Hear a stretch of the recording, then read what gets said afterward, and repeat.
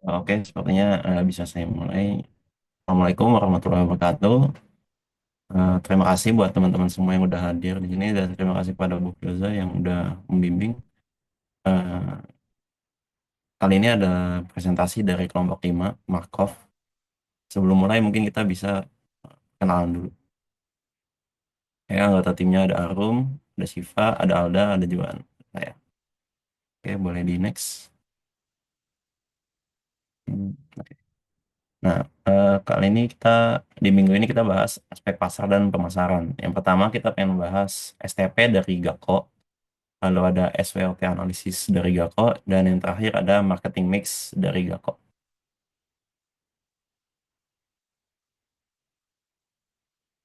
Nah, untuk yang pertama STP. Dari hasil yang kita interview dari founder Gakko, itu buat segmentasinya, yang pertama dari demografis, Gakko ini menargetkan mahasiswa serta orang tua dengan anak mulai usia PAUD hingga SMA. Lalu dari Juan, mohon maaf saya potong. Tampilannya memang ada kanvanya ya, oh ya, Bu, sebentar Bu. ya biar teman-temannya bisa baca eh, dengan mudah gitu.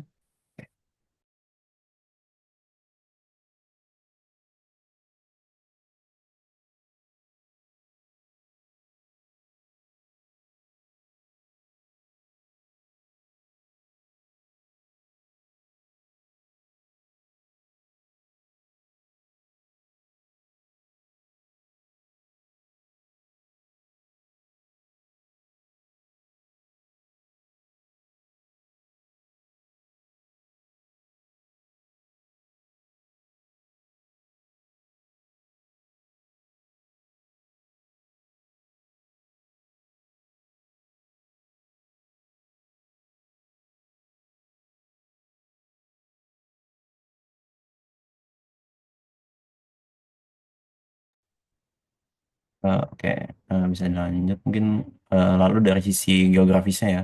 Karena Gakko ini dimulainya dari mahasiswa UNJ, mungkin buat segmentasi geografisnya dia di wilayah Jabodetabek, khususnya di Universitas Negeri Jakarta.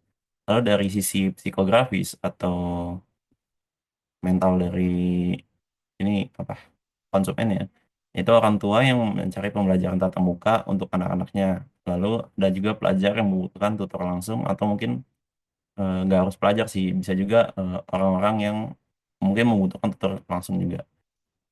Lalu ada perilaku dari konsumen, yaitu konsumen yang membutuhkan tutoring dan ingin interaksi lebih personal karena dia tipenya peer to peer, jadi tutor dengan konsumennya langsung. Lalu dari target, Gakko itu menargetkan dua kelompok utama. Yang pertama ada orang tua dan pelajar, mulai dari PAUD dan SMA sebagai cari jasa tutor. Lalu ada juga mahasiswa atau profesional lain sebagai mitra tutor yang mengajar secara offline dan juga affordable. Lalu dari posisinya si Gakko ini, dia sebagai platform penghubung tutor dan siswa secara online, yang dimana basisnya adalah komunitas mahasiswa dengan biaya yang terjangkau, pendekatan yang personal, dan kepercayaan yang dibangun melalui reputasi. Oke, next. Oke, mungkin bisa dilanjut oleh teman saya. Nah, selanjutnya kita beralih ke pembahasan SWOT analisis dari Gakko. Yang pertama kita bahas dari strength-nya dulu atau kekuatannya dulu, yaitu yang pertama, layanan offline yang jarang ditawarkan kompetitor besar seperti Ruang Guru.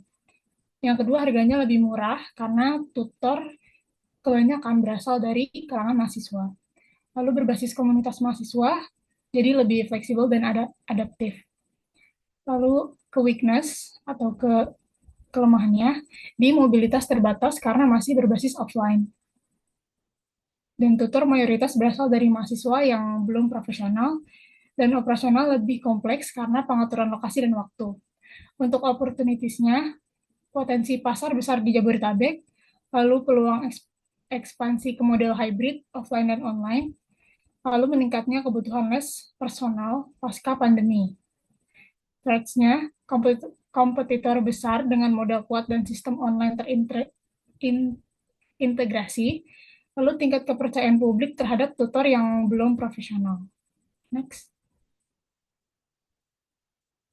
Setelah kita tahu STP dan SWOT-nya, marketing mix dari Gako sebagai berikut. Untuk produknya, Gako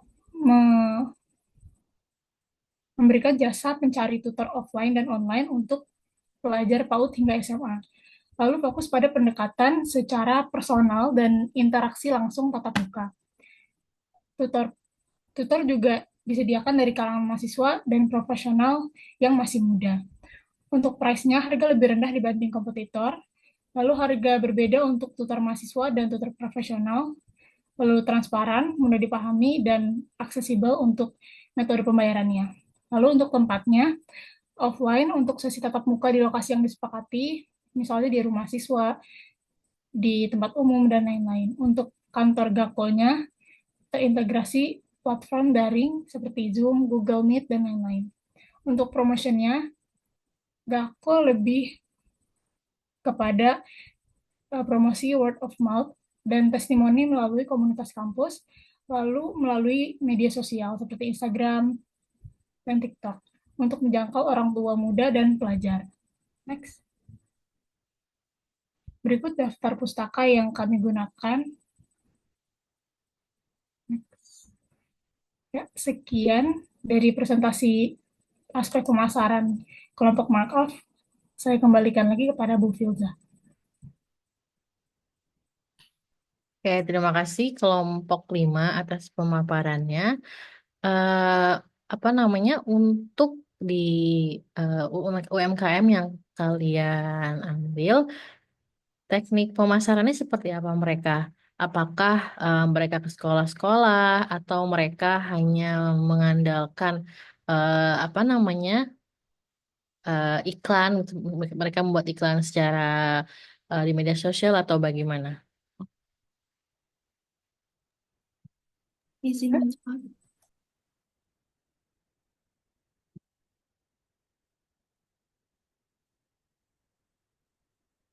Izin menjawab, Bu, mungkin nanti ada tambahan dari Alga.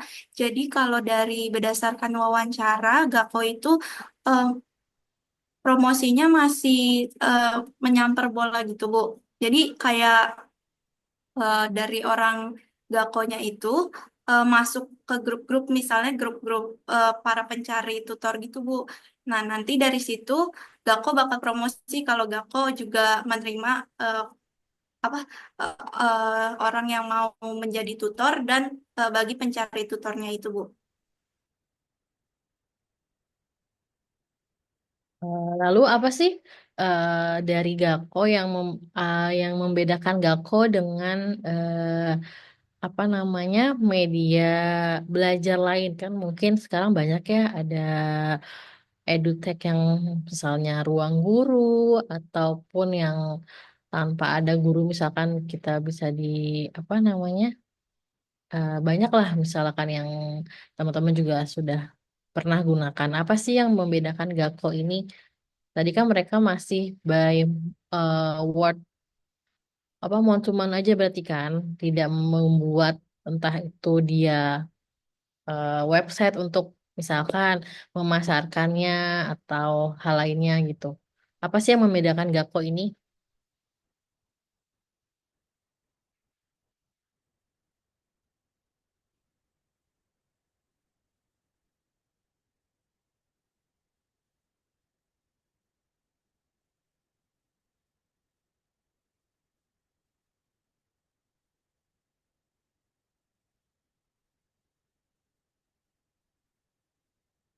Mungkin dari segmennya mereka atau targetnya mereka itu untuk misalkan level apa namanya kelas menengah ke bawah atau apa namanya hanya sebatas untuk anak sekolah SD dulu kah atau SMP atau bagaimana gitu. Yang membedakan nih Gako dengan istilahnya edutech yang lainnya gitu. Sudah sempat di apa namanya ditanyakan belum teman-teman kelompok 5 ke pihak Gakonya? Iya, Bu. Udah sempat ditanyakan kalau untuk keunggulannya itu Gako saat ini em, untuk harganya itu lebih murah, Bu. Karena pengajarnya juga masih bisa dikatakan belum profesional yang memiliki ijazah dengan yang lain-lain gitu, Bu. Jadi harganya lebih kompetitif, Bu. Oke, nah tadi siapa Arum ya? Arum kan menyampaikan kalau Gako ini rata-rata misalkan pengajarnya itu masih yang belum bersertifikat gitu kan, belum lulus. Nah, bagaimana sih cara Gako ini menggait konsumennya? Kalau cuman by misalkan hanya mulut ke mulut aja, nah dan udah gitu keunggulannya tadi salah satunya mungkin dari segi pengajarnya tadi kan murah karena mahasiswa yang mengajar itu belum bersertifikat. Nah, cara meyakinkan konsumen itu gimana sih?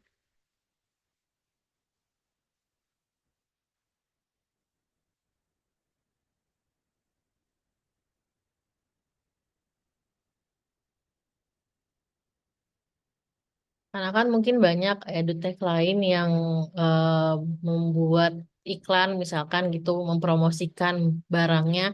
Apalagi ini kan terkait pendidikan gitu kan, pasti menyatakan kalau pengajarnya rata-rata adalah lulusan dari kampus-kampus ternama, kampus 10 besar di Indonesia. Nah, sedangkan kalau Gako ini oke dengan harga yang murah, tapi mereka dibatasi oleh ternyata pengajarnya masih banyak nih yang belum lulus. Nah, bagaimana nih untuk meyakinkan si konsumen gitu? Ada nggak teman-teman sudah nanya belum? Iya, Bu. Udah sempat nanya juga. Jadi kalau karena tadi kan belum profesional itu ya, Bu. Nah, jadi Gako ini ngasih sistem rating dan review dari pengguna setelah pertemuan dengan tutornya itu, Bu. Jadi nanti kalau misalnya ada pencari tutor bisa lihat dulu dari ratingnya itu sama sebelumnya itu Gako bakal mencantumkan profil tutornya, Bu, pengalaman, latar belakang pendidikan, sama tempat ngajar sebelumnya. Jadi udah ada pengalaman atau belum itu, Bu. Hmm, oke. Nanti bisa di apa namanya ditanya lagi ya, digali lagi. Karena kan ini untuk nanti ke depannya ya, apakah bisnis apa namanya edutech ini akan bertahan atau apakah mereka punya inovasi-inovasi ke depannya. Seperti itu ya, Arum dan teman-teman kelompok 5. Terima kasih buat kelompok 5. Selanjutnya saya minta kelompok 3. Silakan kelompok 3 untuk bidang usaha fashion.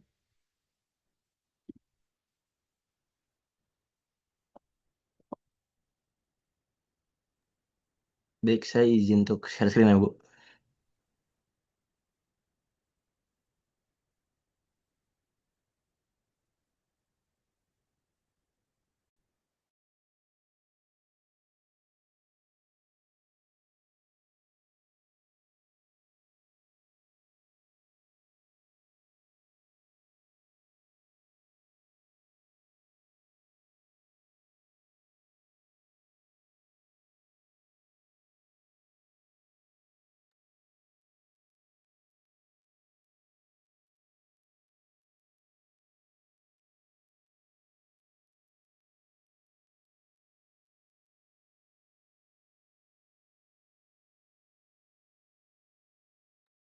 Oke, Bismillahirrahmanirrahim. Assalamualaikum warahmatullahi wabarakatuh. Selamat siang semuanya. Kami dari kelompok 3 izin untuk membawakan presentasi terkait studi kelayakan bisnis pada konveksi Red Manufacture.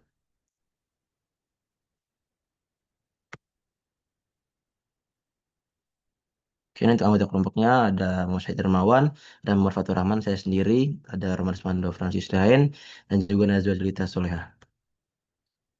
Oke, ini untuk pembahasan terkait target pasar utama dan juga strategi promosi. Untuk target pasar utamanya, konveksi Red Manufacture ini menargetkan konsumen yang aktif melakukan kegiatan di alam bebas seperti traveling, camping, hiking, dan juga secara khusus berfokus pada segmen outdoor. Jadi emang lebih apa ya cocok buat orang-orang yang memang suka berpetualang ya atau suka hiking kayak ke gunung-gunung yang di Indonesia kayak Gunung Merbabu, Gunung Lau dan lain-lain gitu. Dan juga demikian, produk konveksi ini disesuaikan untuk memenuhi kebutuhan para penggemar aktivitas luar ruangan tersebut. Yang suka memang mereka ini camping, tenda-tenda gitu ya, cocok. Oke, dan juga untuk strategi promosinya saat ini, strategi pemasaran mereka ini yang digunakan masih bersifat tradisional, yaitu mengandalkan jaringan relasi pribadi dan promosi melalui mulut ke mulut dan dari teman-teman yang memiliki koneksi. Belum ada penerapan promosi online atau melalui agen secara resmi. Jadi masih istilahnya masih menyambung lidah lah antara satu dengan lainnya gitu. Oke, contoh mungkin dari saudaranya atau mungkin kerabatnya untuk bisa menyampaikan terkait terkait pemasaran dari konveksi ini gitu. Oke, untuk ini akan disuruh teman saya. Oke, untuk selanjutnya ada skala pesanan dan keunggulan kompetitif. Nah, konveksi ini menerima pesanan dalam jumlah yang reguler maupun dalam jumlah besar. Jadi tidak ada pembatasan untuk skala pesanan, sehingga dapat melayani kebutuhan individu maupun kelompok dalam kapasitas yang besar maupun sedikit. Lalu keunggulan utama dalam konveksi ini juga terletak pada pengalaman yang panjang dan pemahaman yang mendalam terhadap berbagai jenis bahan yang digunakan, khususnya yang berfungsi optimal untuk kegiatan outdoor. Nah, pengetahuan ini juga memungkinkan konveksi memilih bahan dan material yang sesuai dengan fungsi dan kebutuhan pengguna, sehingga menghasilkan produk yang berkualitas dan tepat guna. Boleh di next.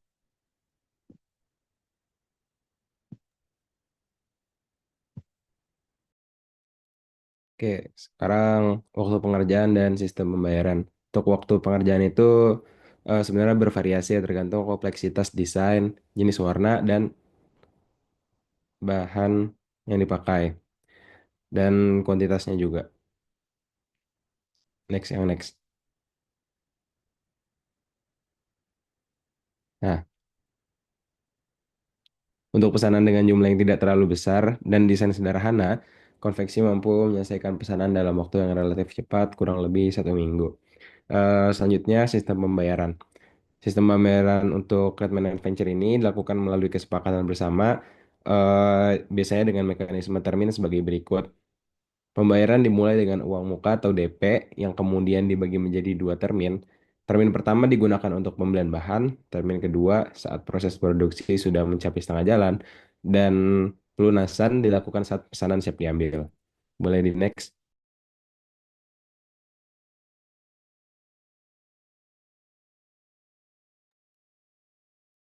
Baik, selanjutnya itu ada strategi menjaga loyalitas pelanggan dan penanganan keluhan dan revisi. Yang pertama, strategi menjaga loyalitas. Konveksi itu menekankan pada kepuasan pelanggan sebagai strategi utama dalam menjaga loyalitasnya. Nah, dengan berkomitmen untuk menyelesaikan pesanan tepat waktu, sehingga pelanggan merasa puas dan terdorong untuk melakukan pemesanan ulang. Lalu yang kedua ada penanganan keluhan dan revisi. Nah, konveksi ini memberikan respon yang terbuka terhadap keluhan pelanggan. Jika terdapat ketidakpuasan, pihak konveksi siap menerima komplain dan melakukan perbaikan agar hasil akhir sesuai dengan harapan pelanggan. Hal ini dilakukan guna mempertahankan kualitas layanan dan meningkatkan kepercayaan klien. Boleh di next. Baik, segitu saja dari kelompok kita. Sekian, terima kasih. Mohon maaf bila ada salah kata. Dan dipersilakan untuk pertanyaan. Terima kasih. Oke, terima kasih kelompok 3 di bidang fashion ya, fashion bidang apa namanya baju untuk hiking gitu ya, kelompok 3 ya. Betul, Bu. Adventure lah, adventure lah. Kira-kira apa sih yang membedakan Redman Adventure ini dengan fashion-fashion lain? Karena kan dari segi mungkin nih dari si Redman ini bagaimana mereka melihat pasar? Apakah mereka sudah melakukan analisa SWOT gitu dari kelebihannya mereka, terus kekurangannya apa, kemudian opportunity-nya itu seberapa besar sih, kemudian tantangannya atau ancamannya itu dengan kompetitor-kompetitor lain itu bagaimana? Apakah mereka sudah membuat semacam itu belum?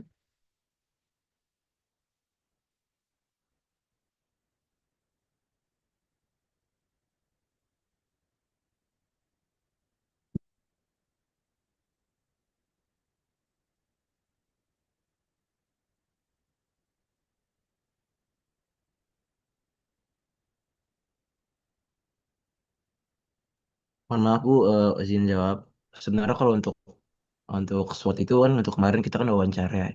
dari mereka nggak ada ini sih, kayak belum masih tahu bagaimana untuk perincian SWOT-nya, tapi dari kami tangkap mungkin kekurangan mereka itu ya tadi saya yang kami jelaskan, bahwasanya mereka ini untuk sistem promosinya masih antar lidah gitu, masih nyambung-nyambung antar kerabat saudara gitu. Jadi istilahnya belum terlalu luas cakupannya, dan juga belum ada sistem penjualan online gitu kayak Shopee atau Tokopedia. Dan juga untuk kelebihannya mungkin ya beberapa pengalaman dari mereka juga yang udah cukup panjang, dan memang isinya orang-orang hacking semua gitu, paham dengan bagaimana kualitas bahan-bahan. Jadi mereka memilih bahan terbaik dan mereka tahu gitu bagaimana pasarnya, dan jadi istilahnya dibandingkan dengan beberapa brand lain yang mereka mungkin cukup unggul dalam bahan gitu kayak jahitan gitu. Mungkin itu sih Bu. Berarti tadi untuk secara pemasarannya mereka masih berdasarkan apa ya kepuasan dari si pembeli gitu ya. Belum misalkan mereka tadi misalkan melakukan digital marketing atau mereka melakukan jualan di media sosial itu udah sejauh itu belum mereka. Iya Bu, belum belum masuk ke tahap penjualan online itu sih Bu. Mungkin ke depannya bakal ada rencana sih Bu. Tapi masih fokus dengan perkembangan SDM juga sih, karena masih dikit juga di situ. Mereka itu apa namanya sistemnya PO ya. Tadi kan ada yang bayar DP atau itu dia PO ya berarti ya. Iya Bu. Oh, oke. Berarti nanti teman-teman kelompok 3 bisa make sure lagi nih saat observasi. Nah, menanyakan kepada mereka kira-kira strategi pemasaran mereka tuh ke depannya bagaimana. Karena kan sudah banyak juga kan nih, mungkin banyak peminat-peminat adventure di luar sana yang mungkin mereka sudah punya brand sendiri gitu yang mereka biasa gunakan. Nah, bagaimana caranya si Redman ini untuk berkembang, untuk menggait lebih banyak lagi konsumen-konsumen mereka. Entah itu dari strategi pemasarannya menggunakan influencer kah atau melalui media sosial lainnya itu teman-teman bisa lakukan apa namanya memberikan insight gitu kepada Redman Adventure. Ya, terima kasih Bu untuk saran masukannya. Oke, terima kasih kelompok 3. Selanjutnya kelompok 1 saya persilahkan.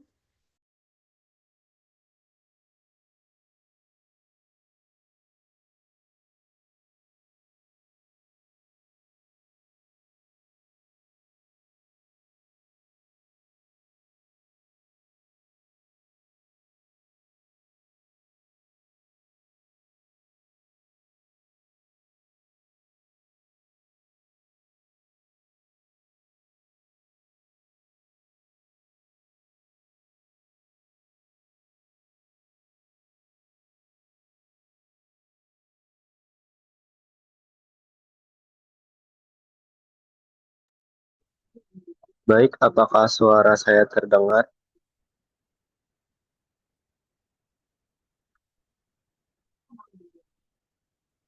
Iya, terdengar Fikri. Baik, sebelumnya mohon maaf off-cam karena masih di luar. Jadi sebelumnya saya dari kelompok 1 izin menjelaskan terkait pemasaran dari habis printing. Nah, yang pertama itu ada perubahan target pasar, yang dimana pada awal berdirinya habis printing ini, target utama habis printing adalah mahasiswa. Mereka menjadi pelanggan terbesar karena aktivitas kemahasiswaan yang sangat tinggi seperti acara organisasi, seminar, lomba, dan kegiatan kampus lainnya yang hampir selalu dan sangat membutuhkan spanduk. Hal itu menjadi spanduk ini merupakan kebutuhan pokok di kalangan mahasiswa. Nah, tapi seiring berjalannya waktu, kegiatan mahasiswa mulai menurun dan berkurang kebutuhan spanduk pun menjadi berdampak langsungnya. Ini permintaan dari mahasiswa jauh berkurang. Sebaliknya, pelanggan dari kalangan pelaku usaha kecil seperti warung, laundry, dan toko-toko lokal mulai meningkat. Meskipun jumlahnya belum bisa menandingi tingginya permintaan dari mahasiswa, menjadi target pasar utama. Boleh di next?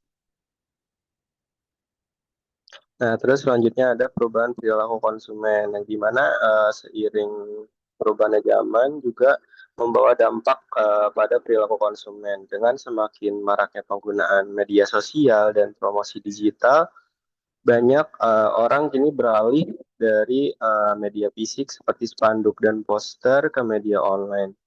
Nah, selain itu, mahasiswa juga kini cenderung memesan spanduk melalui platform marketplace seperti Shopee dan sejenisnya. Nah, karena dianggap lebih praktis.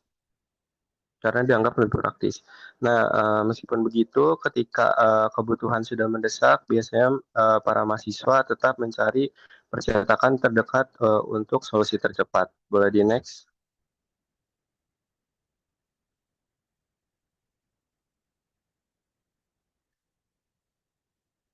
Maaf, boleh di next? Nah, selanjutnya itu adalah fokus pada pelanggan tetap dan mitra percetakan. Yang dimana saat ini mayoritas pelanggan habis printing ini berasal dari pelanggan tetap, terutama percetakan-percetakan kecil yang tidak memiliki mesin cetak sendiri. Mereka biasanya menerima pesanan dari pelanggan dari percetakan-percetakan kecil itu, lalu mengopernya kepada habis printing. Ini menciptakan hubungan kemitraan yang saling menguntungkan. Lalu strategi pemasaran dari habis printing itu sendiri berkembang secara organik. Jadi habis printing ini menjadi mitra andalan bagi percetakan kecil yang membutuhkan bantuan cetak spanduk dalam jumlah besar atau dengan kualitas tertentu yang tidak bisa mereka tangani sendiri. Ini merupakan aliran pemesanan tetap stabil meskipun pasar agak sedikit menurun. Boleh di next? Nah, selanjutnya itu adalah kualitas sebagai keunggulan kompetitif, yang dimana meskipun banyak percetakan lain menawarkan harga yang lebih murah, pelanggan tetap memilih habis printing untuk kembali karena kualitas hasil cetak dari habis printing sendiri yang selalu konsisten dan memuaskan. Sebagaimana contoh, di mana di tempat lain harga cetak spanduk misalkan 15.000 dengan waktu pengerjaan 2 hari. Tetapi di habis printing ini, meskipun harganya sedikit lumayan tinggi, misalkan yaitu 20.000, pengerjaannya bisa selesai dalam 1 hari dengan hasil cetak yang lebih tajam, tahan lama, dan presisi. Nah, sampai saat ini, habis printing belum pernah menerima komplain dari pelanggan terkait kualitas maupun pelayanan. Kepercayaan yang dibangun dari pengalaman dan kepuasan pelanggan menjadi pondasi utama keberlangsungannya usaha dari habis printing itu sendiri. Boleh di next?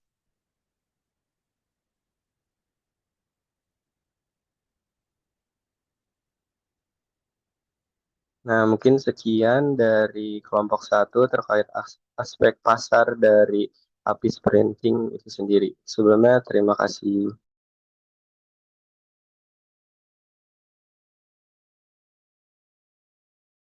Oke, terima kasih kelompok 1. Untuk strategi pemasarannya bagaimana dari Hafiz Printing ini?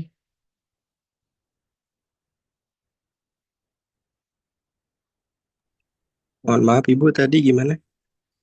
Bagaimana si Hafiz Printing ini melakukan pemasarannya? Karena kan ini lokasinya di mana ya? Di Depok ya kalau nggak salah. Betul, Ibu, di Depok. Nah, dari segmennya mereka itu, kemudian target pasarnya mereka, nah bagaimana sih mereka itu melakukan pemasaran dari produk-produk atau jasa yang Hafiz Printing berikan? Bagaimana melakukannya? Nah, sedapat dari interview kemarin terkait pemasaran dari habis printing itu sendiri, mereka tuh masih yang bisa dibilang tuh belum melek ke era digital.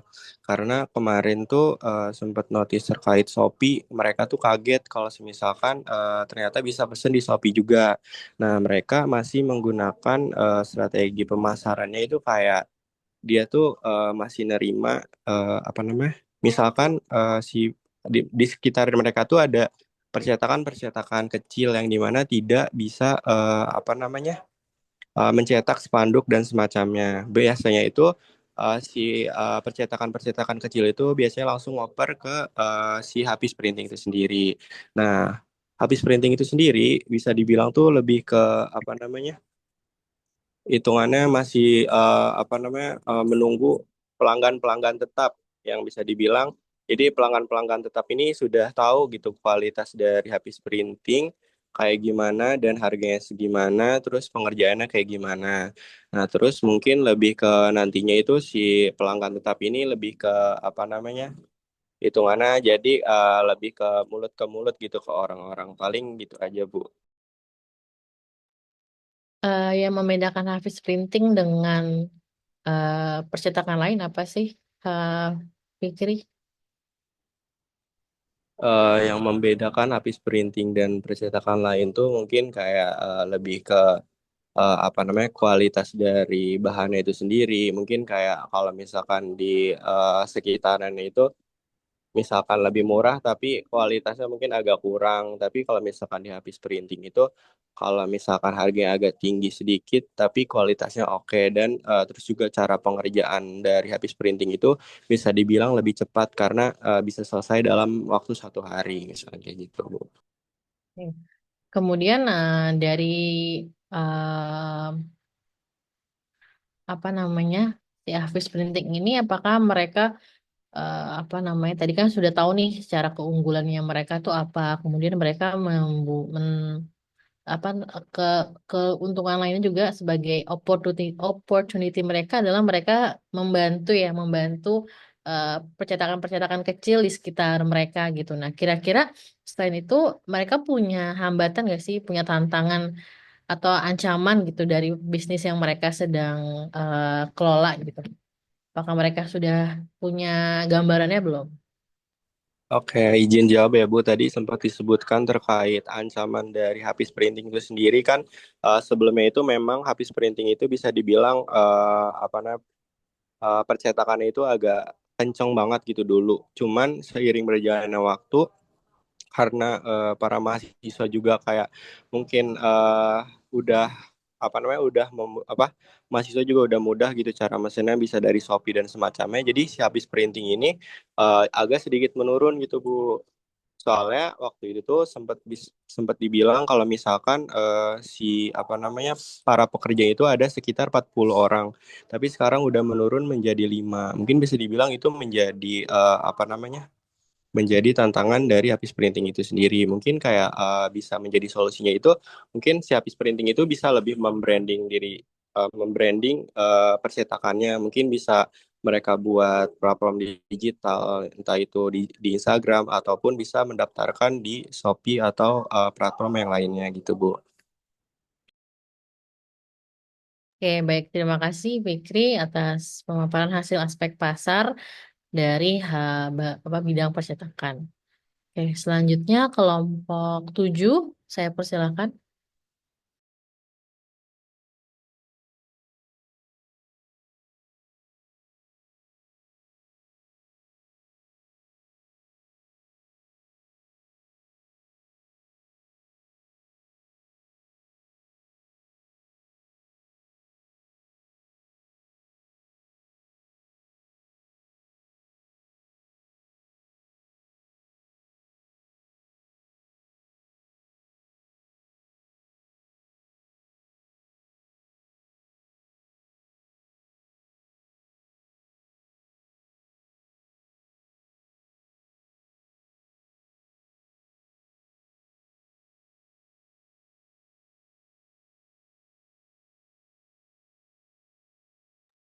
Ya, Assalamualaikum warahmatullahi wabarakatuh. Selamat siang Bu Filza dan teman-teman semuanya. Saya perwakilan dari kelompok 7 izin memaparkan tentang aspek kelayakan pasar dari UMKM Ladang 5.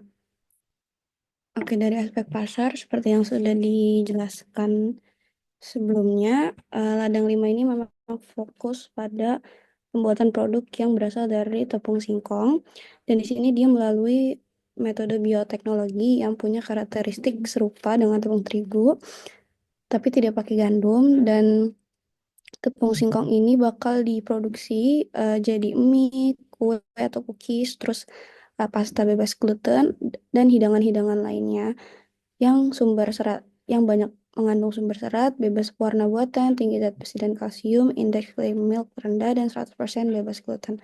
Nah, segmen pasar ladang limanya ini fokus pada konsumen dengan gaya hidup yang sehat, atau lagi mau diet, terus penderita penyakit tertentu, contohnya celiac, GERD, penyakit jantung, dan lain-lain. Terus anak dengan berkebutuhan khusus, konsumen yang vegan atau vegetarian, juga konsumen umum yang tertarik sama produk-produk rendah gula dan organik serta punya protein tinggi. Selanjutnya untuk distribusi, Ladang 5 ini melalui distribusi secara offline dan online. Kalau misalnya offline itu mereka ada di Range Market, Aeon, Farmers Market, terus baru-baru ini juga ada di Indomaret dan TikTok. Terus untuk online-nya itu melalui e-commerce kayak Shopee, Tokopedia, TikTok Shop, website resminya, dan juga ada melalui mitra-mitra reseller resmi dari Ladang 5-nya. Terus habis itu Ladang 5 juga ada platform digital khusus untuk makanan sehat kayak Lemonilo dan Sayurbox untuk pasarnya. Terus Ladang 5 ini juga sering ikut-ikut kegiatan yang berhubungan dengan UMKM untuk jalin kerjasama sama kafe atau restoran yang mengusung konsep sehat dan alami.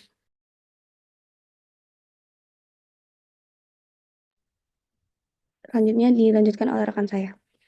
Oke, selanjutnya ada untuk strategi promosinya, Ladang 5 fokus pada pemasaran digital dengan pendekatan edukatif dan emosional.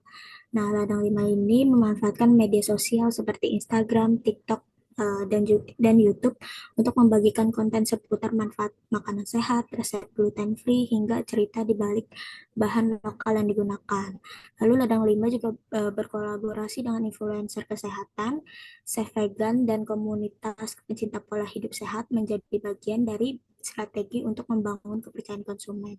Di samping itu, Ladang 5 juga menggelar workshop, webinar, dan kampanye sosial yang melibatkan konsumen secara langsung sehingga mampu menciptakan engagement yang kuat dan memperkuat posisi merek sebagai pionir makanan sehat berbasis lokal di Indonesia. Mungkin itu aja aspek pasar dari Ladang 5.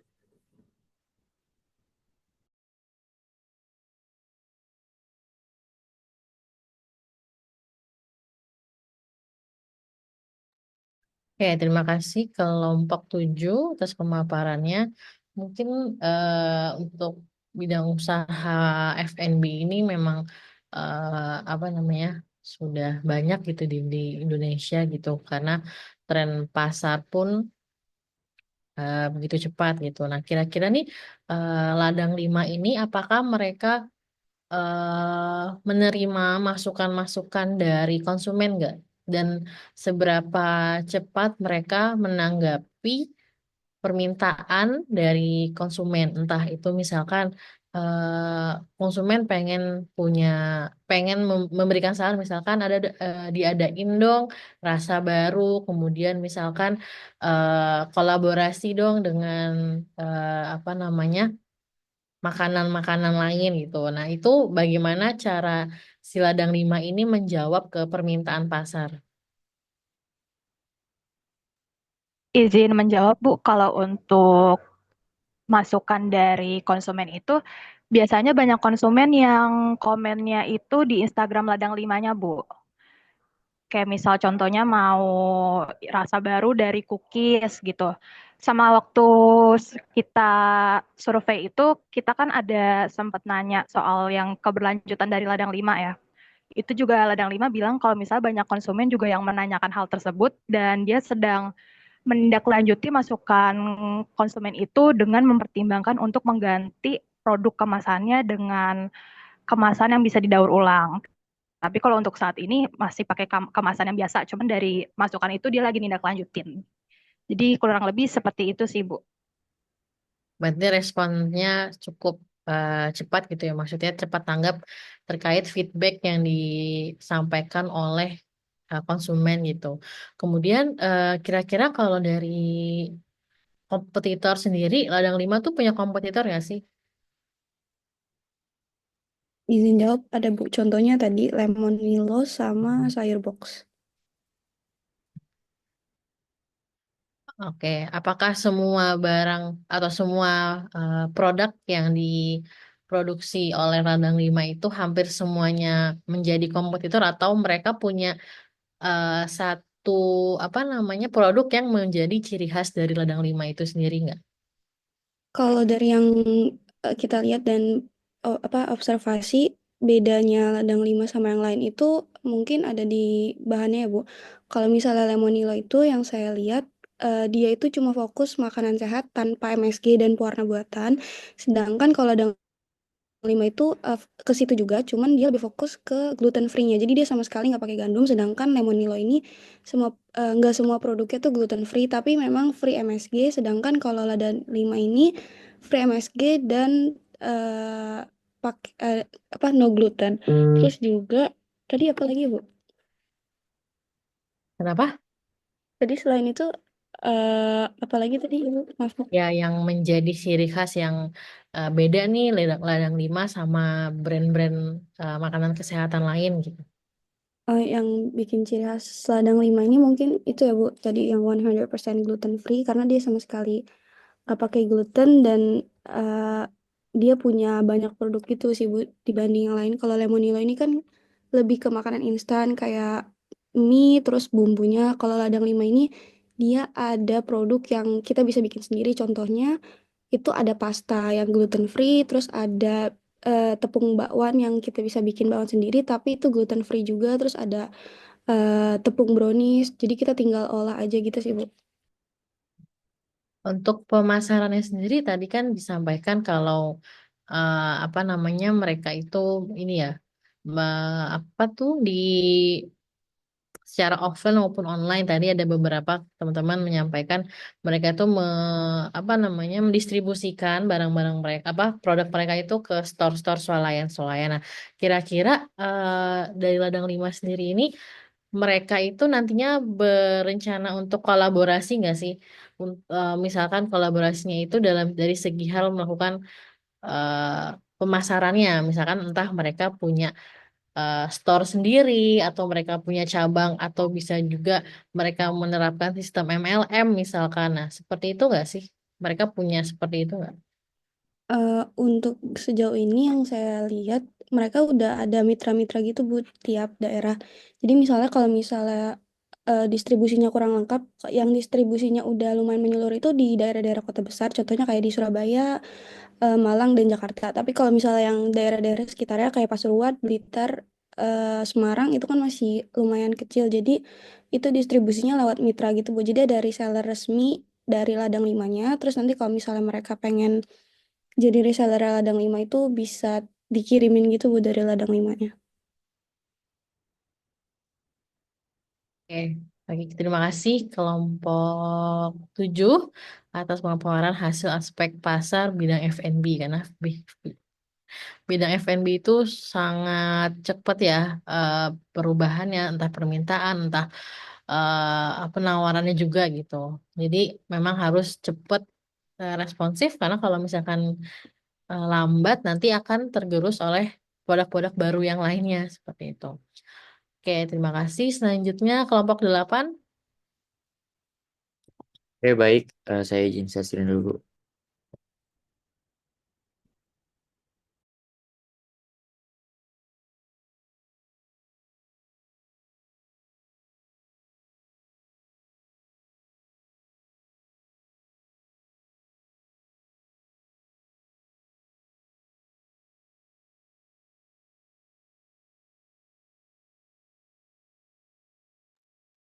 Oke, baik.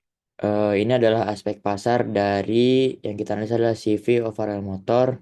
Saya jelasin ulang lagi, CV Overall Motor itu adalah toko di Kalimantan Timur, UMKM yang menjual motor-motor bekas, tapi yang udah dimodif khususnya. Nah, kita lihat dari STP-nya dulu. Dari segmentasinya demografinya itu dominan laki-laki usia 17 sampai 30 tahun, mayoritasnya adalah pelajar. Terus tuh untuk geografisnya itu seluruh pertama itu sebenarnya dari pedesaan dulu karena dia tuh adanya di desa. Terus tuh karena TikToknya Instagram mulai viral, itu mulai mendapatkan konsumen di daerah-daerah perkotaan seperti Balikpapan, Samarinda, bahkan udah menjangkau seluruh Kalimantan Timur dan bahkan Kalimantan, dan pernah dapat konsumen dari Bekasi, Jakarta. Terus tuh untuk psikografisnya itu gaya hidupnya yang komunitas, maksudnya itu yang seperti gaul, nongkrong, dan lain-lain yang mementingkan merek dan tampilan. Nah, untuk target utamanya itu pelajar yang baru ingin memiliki motor atau ingin menukar motor yang udah sepaket lengkap secara modif. Maksudnya dari pelajar ini karena katanya di sana itu anak SMA, SMK-nya itu udah mulai boleh pakai motor buat ke sekolah dan di sana itu daerahnya adalah minim angkutan umum, bahkan nggak ada. Terus tuh target utamanya warga desa yang butuh kendaraan karena di sana minim kendaraan umum. Terus untuk positioningnya, CV Oil Motor memposisikan dirinya dengan tagline garasinya anak muda yang menunjang kebutuhan kendaraan second yang sudah sepaket termodif untuk pelajar yang mementingkan merek dan penampilan. Balik lagi ke gaya hidup yang berkomunitas. CV Overall Motor sebagai penyedia motor second modif yang tidak hanya menjual kendaraan, tetapi juga menjual gaya dan karakter. Modifikasi yang dilakukan mempunyai identitas yang unik sehingga menciptakan diferensiasi yang kuat di pasar mereka. Lanjut, akan dijelaskan oleh teman saya. Oke, next itu diperjelas lagi di dalam target pasar. Jadi untuk target konsumennya tadi sebelumnya disebutkan dari rentang usia 17 tahun hingga sekitar 30-an tahun. Terus mayoritas pembelinya juga berasal dari kalangan pelajar tingkat akhir seperti siswa SMA atau SMK yang baru memulai membutuhkan kendaraan pribadi hingga para pekerja yang menggunakan motor sebagai alat transportasi harian karena di desa itu minim angkutan umum. Nah, peminat untuk potensi pasarnya di peminat motor second modif itu masih cukup besar, bahkan cenderung mengalami peningkatan dalam beberapa waktu terakhir karena tren ini juga didorong oleh perubahan perilaku konsumen khususnya di kalangan anak muda yang ingin tampil beda dan memiliki kendaraan yang sesuai dengan gaya mereka. Selain kebutuhan juga menunjang keinginan untuk gaya mereka sehari-hari ataupun komunitas. Nah, sebelumnya itu kan di target pasar disebutkan kalau mayoritas rata-rata tuh di kalangan pelajar. Nah, itu salah satu faktornya karena perkembangan generasi di zaman sekarang juga yang dimana orang tua tuh bisa jadi lebih terbuka dengan keinginan anak-anaknya. Jadi berbeda dengan beberapa tren tahun yang lalu, mungkin banyak orang tua yang masih strict atau masih mempertimbangkan harga dan kebutuhan-kebutuhan dasar seperti itu. Next.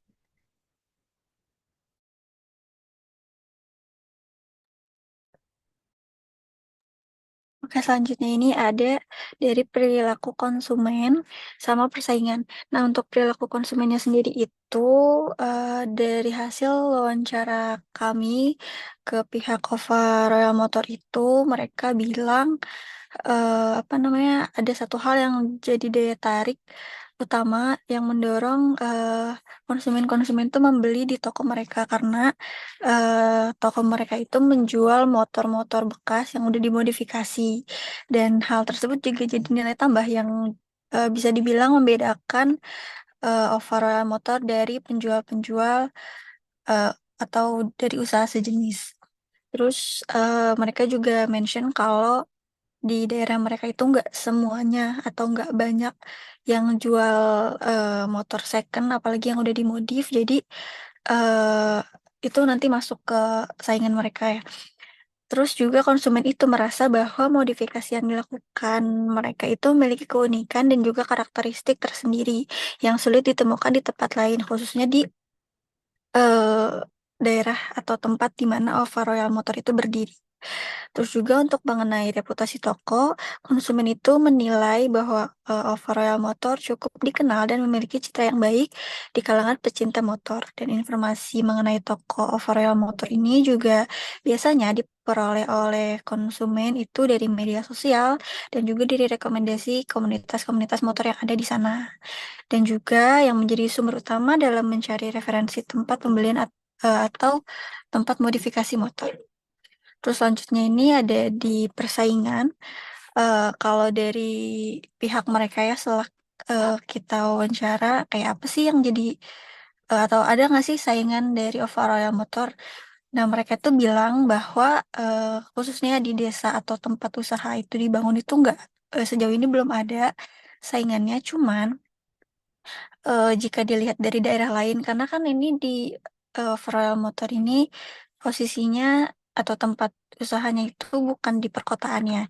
Cuman mungkin yang jadi saingan atau yang jadi threat mereka adalah toko-toko atau usaha-usaha sejenis yang berdiri di eh, kota-kota besar yang menjadi saingan mereka.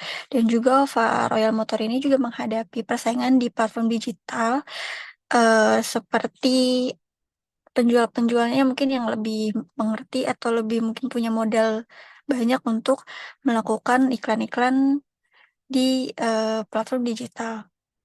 Terus juga para pesaing dari kota-kota besar tersebut memiliki keunggulan dalam segi branding dan jangkauan pasar yang lebih luas, sehingga menjadi salah satu tantangan tersendiri bagi Overall Motor yang menjual motor-motor dengan gaya dan selera anak muda di perkotaan. Terus hal ini juga menunjukkan adanya perbedaan dinamika persaingan antara pasar lokal dan juga pasar digital yang dihadapi oleh Overall Motor. Boleh next. Oke, next itu di bagian promosi. Jadi CV Overall Motor menggunakan strategi pemasaran yang berfokus pada media sosial, terutama di TikTok dan Instagram sebagai kanal utama dalam menjangkau pasar yang lebih luas. Jadi kedua platform tersebut dipilih karena sesuai dengan karakteristik target pasarnya, yaitu anak muda yang aktif mengakses dan berinteraksi di media sosial.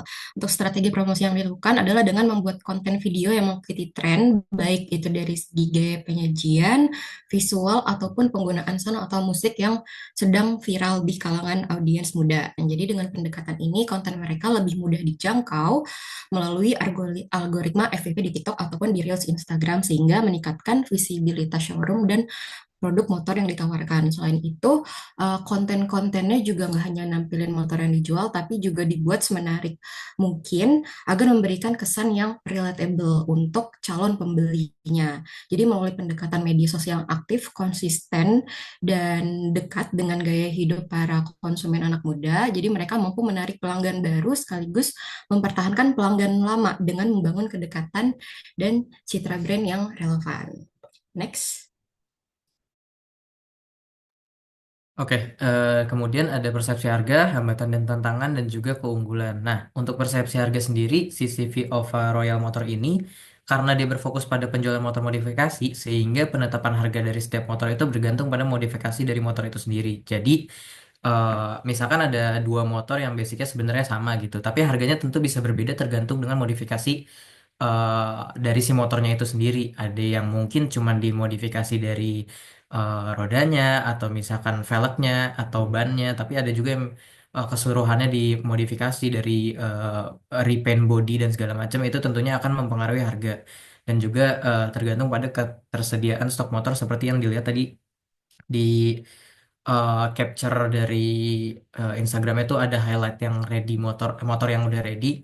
Nah, itu juga eh, bergantung pada situ. Dan kemudian hambatan dan tantangannya. Setelah dilakukan wawancara, hambatan dan tantangan utama yang dialami oleh CV Ova Royal Motor sendiri itu adalah mereka belum ada atau belum sedia opsi pembayaran secara kredit yang mengakibatkan itu fleksibilitas dalam transaksinya itu terhambat, terutama jika dibandingkan dengan showroom atau dealer motor kompetitor.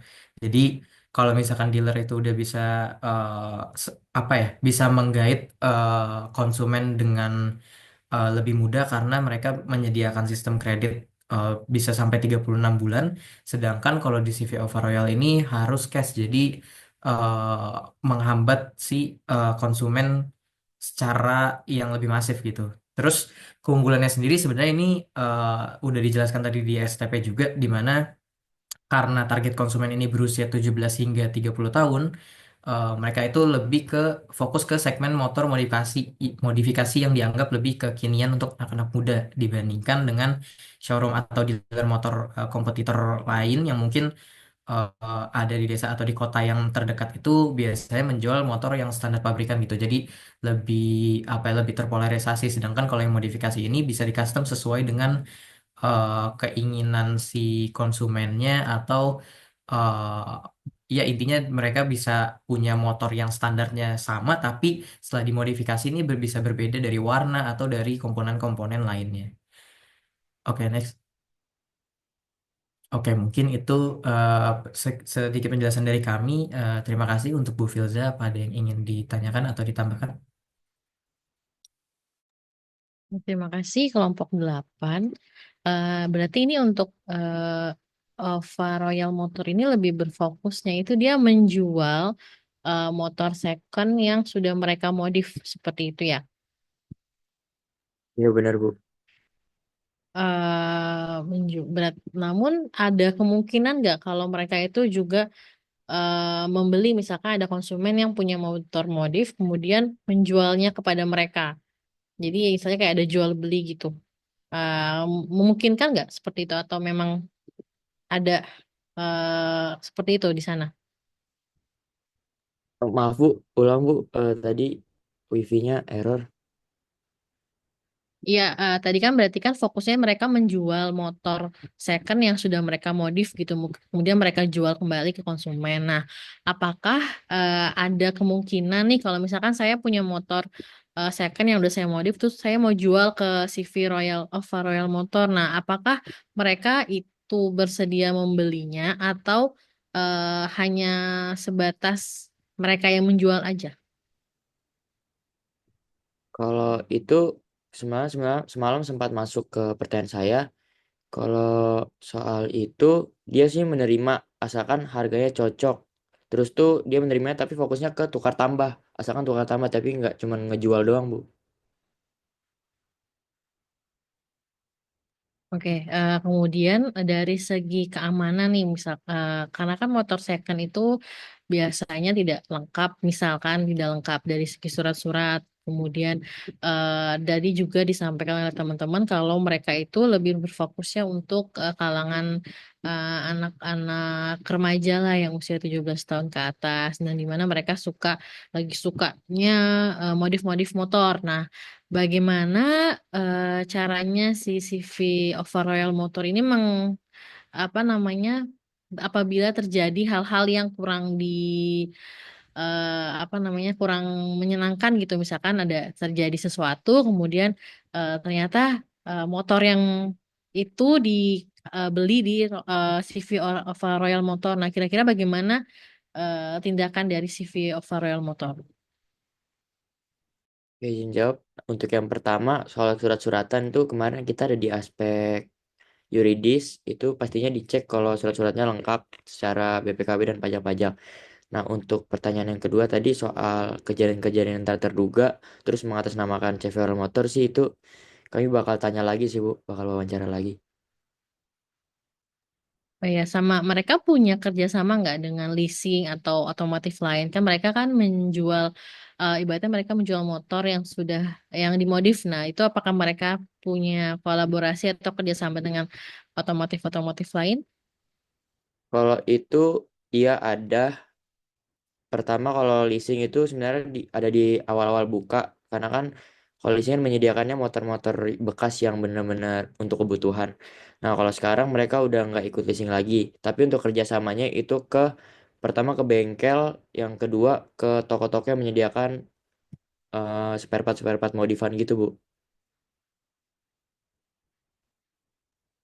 Oh, oke. Berarti CCV of Royal Motor ini punya mekanik sendiri nggak sih? Atau mereka hanya menjual aja? Mereka punya punya kenalan bengkel. Mereka kerjasama berarti dengan bengkel ya? Ah, Oh, oke, oke. Oke, baik. Terima kasih. Cukup-cukup kelompok 8 atas pemaparannya. Terima kasih. Selanjutnya kelompok 4.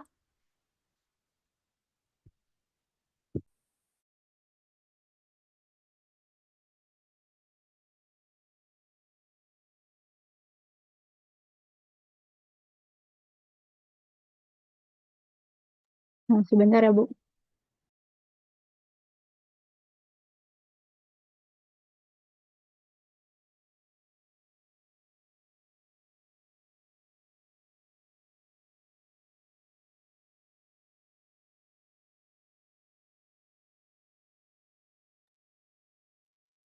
Nah, oke, saya awali terlebih dahulu. Assalamualaikum warahmatullahi wabarakatuh. Kami dari kelompok 4 ingin mempresentasikan aspek pasar yang sudah kami teliti pada UMKM Maya. Berikut akan dijelaskan oleh rekan saya.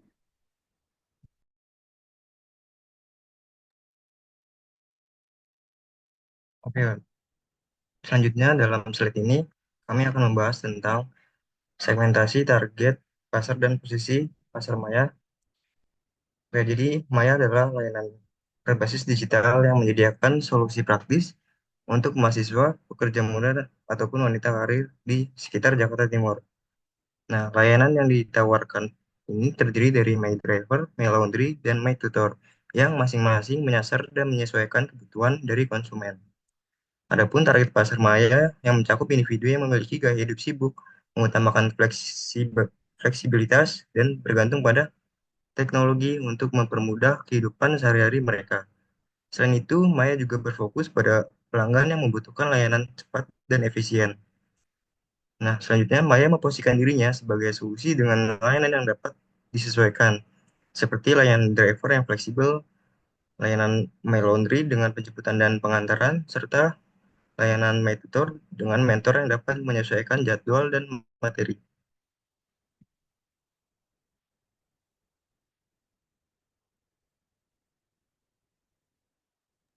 Oke, baik. Selanjutnya itu di aspek pasar itu ada potensi permintaan dan ukuran pasar untuk layanan yang ditawarkan Maya. Nah, yang pertama itu pertumbuhan pasar.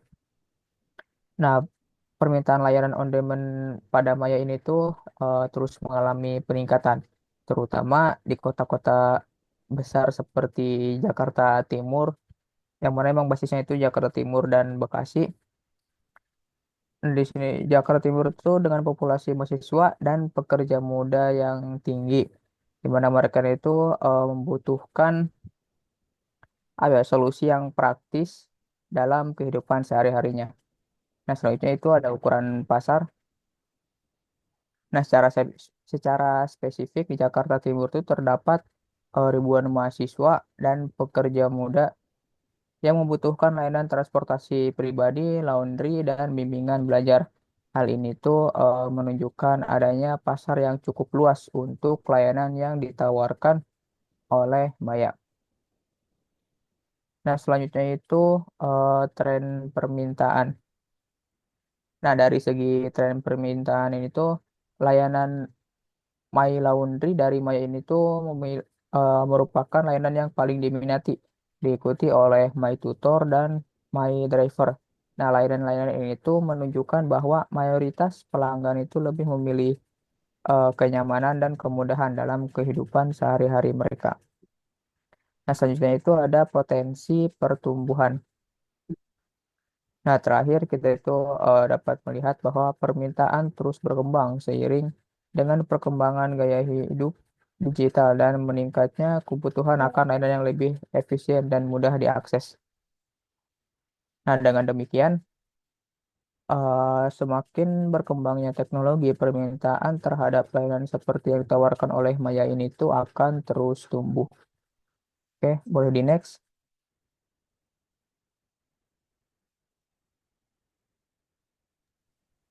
Oke, selanjutnya ini ada kompetitor. Untuk saat ini, Maya beroperasi di tengah kompetitor besar seperti Gojek, Laundry Coin, dan Ruang Guru. Tentunya kompetitor ini tuh sudah terkenal dengan luas dan memiliki pasarnya sendiri. Jadi akan membuat Maya bersusah gitu dalam bersaing dengan kompetitor tersebut. Jadi strategi diferensiasi Maya yang lakukan ini adalah menyajikan beberapa layanan menjadi bukan satu tapi menjadikan banyak gitu. Jadi yang pertama My Driver ini ada fokus pada layanan charter pribadi dalam harian atau mingguan, bukan hanya point to point. Ada juga My Home Laundry di sini sebagai solusi jemput antar eh, baju gitu yang ingin di laundry hanya dengan call instant. Nah, di sini ada juga My Tutor, bimbingan pelajar privat dan customizable sesuai kebutuhan akademik spesifik. Jadi untuk My Tutor ini sebenarnya lebih dikhususkan untuk mahasiswa saja. Untuk strateginya, jadi Maya itu tidak memandang kompetitor sebagai musuh, melainkan eh, menonjolkan istilahnya pendekatan yang lebih personal gitu, karena akan meminta ya masukan itu dari konsumen-konsumen dan mereka akan melakukan evaluasi dan juga memperbaikinya. Dan dengan tidak memandang kompetitor ini, jadi Maya juga mengevaluasi dari kompetitor yang sudah besar di awal itu. Jadi mereka melihat apa saja kekurangan-kekurangan yang mereka miliki gitu. Nah, nanti kekurangan itu akan diterapkan atau diperbaiki oleh Maya. Oke, mungkin itu saja dari penjelasan untuk kelompok kami. Sebaliknya akan saya kembalikan kepada Bu Tuza. Oke, terima kasih kelompok 4 ya. Untuk segi pemasarannya bagaimana dari jasa maya ini kelompok 4?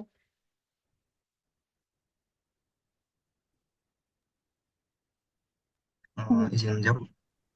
Ya, untuk strategi pemasaran yang dilakukan Maya ini dilakukan ada tiga. Yang pertama itu word of mouth atau dari mulut ke mulut. Nah, yang kedua itu dari media digital seperti website, sama satu lagi dari media sosial. Mereka punya website-nya berarti ya. Oke. Kemudian apa sih yang membedakan Maya dengan kompetitor-kompetitor lain yang kalau apa namanya pelanggan apa namanya tuh apa namanya milih pakai Maya aja, pakai Maya aja. Nah, itu yang menjadi nilai lebihnya Maya itu apa sih ya keunggulannya yang membedakan dengan produk atau sorry jasa-jasa lainnya? Izin jawab ya Bu. Untuk dari pemilihan tuh kayak Maya tuh harganya lebih di bawah dari kompetitor lainnya. Itu karena masih dalam proses pengembangan gitu ya. Jadi ya harganya masih di bawah dari para kompetitornya. Terus habis itu ini juga fleksibel untuk pemesanannya. Kayak misalnya kita nih mau pesen layanannya, terus kita baru ngehubungin ke Maya. Nah, nanti disesuaikan mau pesennya tuh mau yang di jam berapa gitu. Jadi menyesuaikan mau mau pesan jam berapa baru bisa mitranya datangin ke usernya. Oke, tadi kan untuk ini kan lebih ke jasa, berarti penilaian konsumen itu menjadi feedbacknya Maya gitu. Nah, kira-kira seberapa besar sih feedback konsumen kepada Maya nih? Apakah saat ini sudah cukup besar atau juga banyak yang menggunakan Maya, kemudian Maya dengan secara cepat juga meresponnya. Nah, bagaimana itu merespon permintaan-permintaan yang sudah banyak menggunakan Maya. Kalau dari yang itu tuh biasanya mereka merespon permintaan dari mereka cuma nanti tuh di apa ya evaluasi bareng CEO sama si COO sama CEO-nya gitu. Jadi apakah permintaan ini layak buat dikembangin atau eh, cukup di apa ya disimpan dulu baru nanti kita ngembangin lagi kayak gitu Bu. Hmm. Ah, kemudian satu lagi dari tadi kan pemasarannya mereka masih by mulut ke mulut ya. Nah, apakah dari Maya ini eh, punya hambatan nih dalam melakukan pemasaran atau dari lingkup pasarnya sendiri Maya tuh punya hambatan nggak sih atau punya tantangan nggak sih ancamannya tuh seberapa besar gitu karena kan tadi banyak nih sudah beberapa beberapa kompetitor sudah memiliki keunggulannya dan Maya pun juga punya keunggulannya. Nah, bagaimana Maya ini menghadapi ancaman-ancaman yang ada gitu. Apakah mereka sudah membuat atau mereka sudah ibaratnya sudah tahu nih prospek ke depannya itu seperti apa?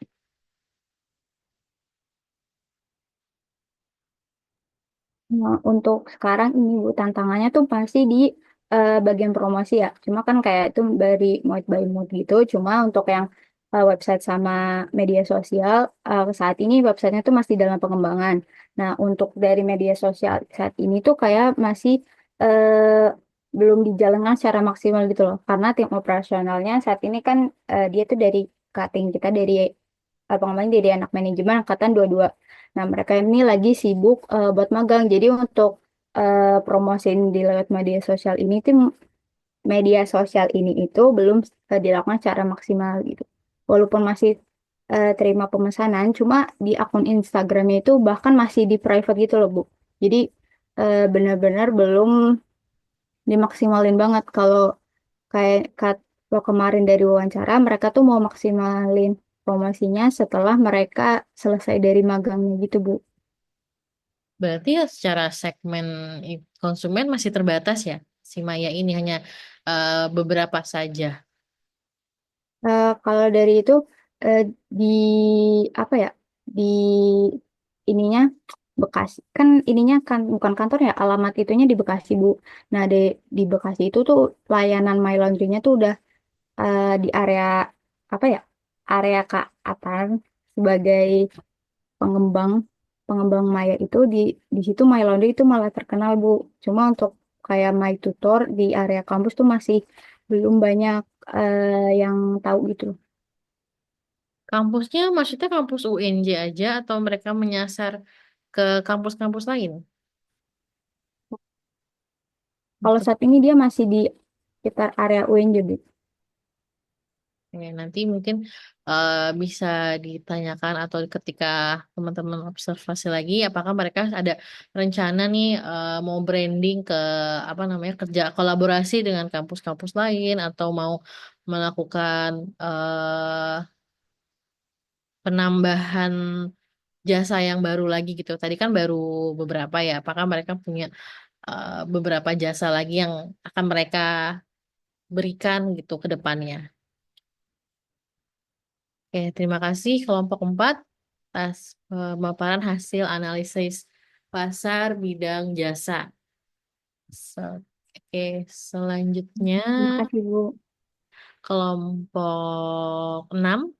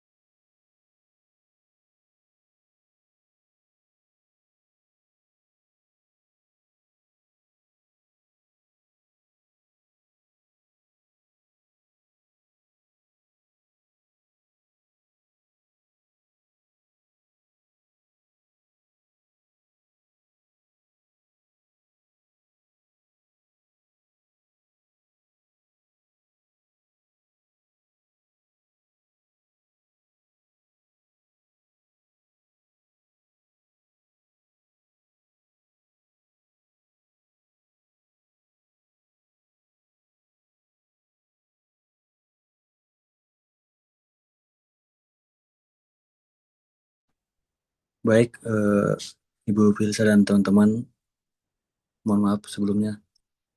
Hari ini kami dari kelompok 6 Vintage akan menjelaskan terkait dengan aspek pasar pada CV Palem Craft Jogja, ya, yang itu masuk di manufaktur. Next slide.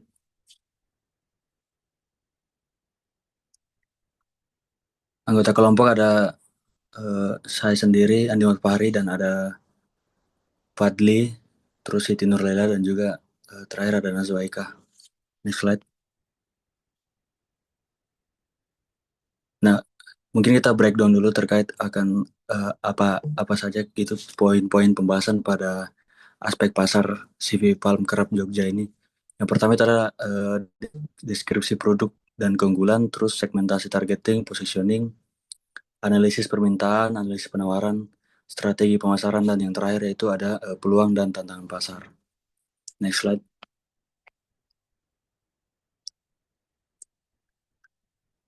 Nah, yang pertama itu adalah deskripsi produk dan keunggulan. CV Palem Craft Jogja ini sendiri itu memproduksi berbagai kerajinan berbahan dasar alam. Bahannya itu bisa mulai dari rotan, bambu, batu, dan lain-lain. Nah, untuk produknya itu contohnya seperti meja, kursi, rak buku, ada juga dekorasi kamar dan sebagainya. Terus produk-produk ini menonjolkan yang pertama itu adalah keunikan desain yang memadukan antara estetika tradisional dan modern. Terus yang kedua bahan baku alami yang ramah lingkungan dan berkelanjutan. Yang ketiga itu adalah kualitas tinggi dengan pengerjaan tangan atau handmade oleh pengrajin yang handal dan juga detail pengerjaannya. Next slide. Nah, selanjutnya kita masuk pada segmentasi targeting dan positioning dari CV Palem Craft Jogja ini. Next slide. Nah, di bagian segmentasi itu terbagi menjadi 3. Yang pertama adalah geografis, yaitu CV Palem Craft Jogja ini mentargetkan pasar lokal Yogyakarta dan sekitarnya sebagai salah satu kota wisata. Terus pasar nasional serta mereka juga udah mulai ekspor ke negara-negara lain. Kerajinannya sudah sampai di Amerika, Jepang, dan Eropa. Terus demografisnya berdasarkan survei yang telah kelompok kami lakukan, rata-rata konsumen itu kebanyakan berusia dari 25 sampai 45 tahun. Terus beberapa atau kebanyakan konsumen juga ekonominya itu kelas menengah ke atas yang menghargai produk kerajinan berkualitas dan dengan nilai estetika itu. Nah, yang ketiga itu adalah psikografisnya. Individu dengan gaya hidup berkelanjutan, terus pecinta produk handmade, dan menghargai terhadap produk budaya lokal. Next slide.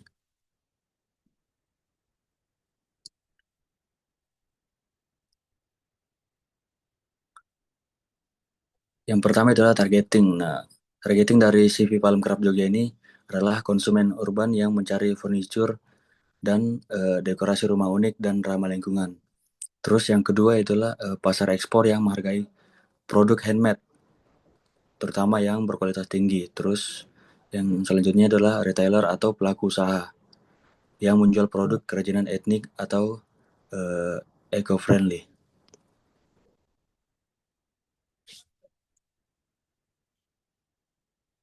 Next slide.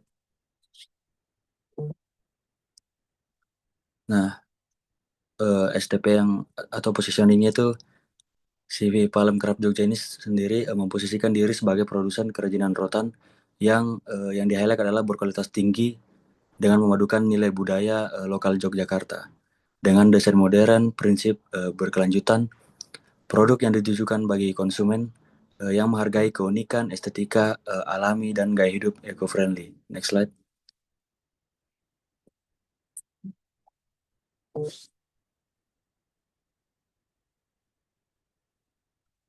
Ya, di sini kita akan membahas mengenai tren analisis permintaan terhadap CV Palm Craft Jogja. Di sini kita analisis mengenai 3 aspek ya, ada tren global, potensi ekspor, serta pasar domestik. Untuk tren global sendiri, kalau kita perhatikan, terhadap permintaan produk rotan yang terus meningkat, terutama di negara-negara maju yang mengutamakan produk ramah lingkungan dan berkelanjutan. Potensi untuk CV Palmcraft Jogja ini tentunya trennya naik ya untuk permintaannya, karena salah satu bahan utama bahan utama dari produk yang dihasilkan oleh CV Palmcraft Jogja ini adalah terbuat dari rotan. Untuk potensi ekspor sendiri, kalau kita lihat dari potensi ekspor nasional Indonesia terkait ekspor rotan ini termasuk yang terbesar di dunia dengan nilai transaksi mencapai 158,5 juta US dollar atau sekitar 42,2% dari nilai ekspor rotan olahan global. Nah, potensi ekspor ini terhitung juga dari penjualan CV Palmcraft Jogja untuk pasar internasionalnya.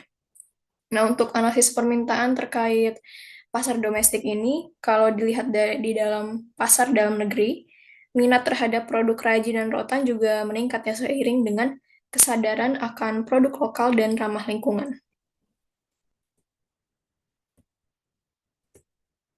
Setelah melihat analisis permintaan tadi, kita akan beranjak ke analisis penawaran atau kita bisa melihat melalui kompetitornya. Di sini untuk penawaran atau kompetitor dari CV Palmcraft Jogja dilihat dari pesaing lokal serta pesaing internasional. Untuk pesaing lokal sendiri, kita melihat bahwa terdapat banyak juga UMKM di Jogja dan sekitarnya yang produksi kerajinan rotan. Seperti contohnya di daerah Bantul itu banyak sekali produsen-produsen kerajinan yang utamanya bahannya dari kerajinan rotan juga. Tapi CV Palmcraft Jogja bisa bersaing dengan pasar tersebut dengan menonjolkan produksi mereka melalui inovasi desain, kualitas produk, maupun strategi pemasaran, serta jeli melihat peluang yang ada di pasar lokal ini. Nah, untuk kompetitor atau penawaran di pasar internasional, kita melihat melalui negara-negara luar seperti Tiongkok dan Vietnam yang memproduksi kerajinan rotan dengan harga yang kompetitif juga untuk pasar internasionalnya. Tapi produk mereka ini seringkali kurang dalam aspek keunikan dan nilai budaya. Jadi ini masih menjadi poin plus untuk untuk UMKM CV Palmcraft Jogja bersaing di pasar internasional. Nah, selanjutnya ada strategi pemasaran. Di strategi pemasaran ini kita menganalisis melalui 3 aspek, yaitu saluran distribusi, promosi, serta harga. Untuk saluran distribusi CV Palmcraft Jogja ini,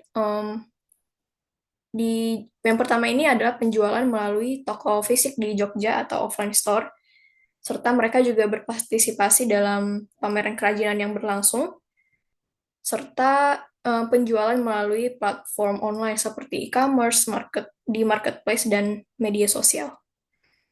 Untuk pemasaran bagian promosi ini, mereka menggunakan media sosial untuk menampilkan proses pembuatan dan cerita di balik produk. Ini juga tentunya akan menarik potensi-potensi konsumen yang ingin membeli produk yang unik tentunya, serta mengadakan kolaborasi dengan influencer yang mendukung produk lokal. Nah, untuk strategi pemasaran aspek harga, CV Palmcraft Jogja ini menetapkan harga yang mencerminkan kualitas dan keunikan produk. Mereka juga mempertimbangkan nilai produk karena dibuat oleh pengrajin handal, serta nilai tambah dari aspek keberlanjutan. Dari statement ini juga kita bisa tahu bahwa CV Palmcraft Jogja ini memperhatikan kesejahteraan karyawannya melalui pemberian harga produk yang setara dengan kualitas yang dihasilkan. Karena melihat dari situ otomatis kita tahu bahwa gaji yang dikasih oleh CV Palmcraft Jogja kepada karyawannya ini juga termasuk bukan underpaid seperti itu. Selanjutnya akan dijelaskan oleh rekan saya. Kemudian ada peluang dan juga tantangan dari pasar untuk UMKM Palemcraft ini. Untuk peluang dan dukungannya ini ada dukungan dari pemerintah, di mana pemerintah Indonesia ini saat ini sedang mendorong eh, peningkatan penjualan dari UMKM dan juga mendorong untuk para UMKM ini mengekspor produk mereka, khususnya produk untuk kerajinan ini, seperti kerajinan rotan, yang didukung dengan berbagai program dan fasilitas. Eh, Cukup banyak yang didukung oleh pemerintah, salah satunya Palemcraft ini pernah bekerja sama dengan kementerian eh, dan itu dipublish juga, dan itu termasuk salah satu dukungan dari pemerintah. Kemudian untuk pasar ekspor, peluang untuk di pasar ekspor ini karena produk dari Palemcraft ini sudah dijual di luar negeri. Jadi negara-negara seperti Amerika Serikat, Jepang, dan Eropa memiliki permintaan yang tinggi terhadap produk kerajinan dari Indonesia, khususnya Palemcraft. Kemudian untuk tantangannya terkait ketersediaan bahan baku, karena bahan baku yang kami gunakan ini dari alam, meskipun kami eh, meskipun mereka menggunakan produk yang ramah dibudidayakan, akan tetapi apabila permintaannya cukup melonjak, pasti akan ada ketimpangan antara permintaan dan pemasukan bahan baku. Kemudian untuk persaingan harga, di mana produk kerajinan tangan ini tidak hanya dari negara Indonesia aja, bahkan untuk di lokal di Indonesia aja, para pengrajin itu sudah banyak. Jadi persaingan harga dari sesama penjual kerajinan untuk di negara sendiri ataupun di negara pesaing, seringkali seringkali harga jualnya itu lebih murah. Meskipun bisa terlihat kalau misalnya ada barang ada harga gitu. Boleh di next?